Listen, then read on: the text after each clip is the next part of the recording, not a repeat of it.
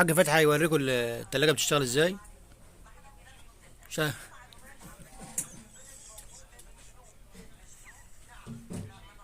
السلام عليكم ورحمة الله وبركاته يا شباب، هلا والله. هذا المية السخنة اهي، هذا المية السخنة، وهذا المية الوسط اهي، ولا ساقعة ولا باردة اهي.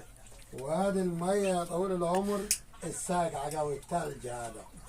بعدين تحط الكاسة وتقول بسم الله وتشرب كده وتقول بسم الله ما شاء الله. تحط الكاسة ما ترماش في الأرض، تحطها فوق كده أهو.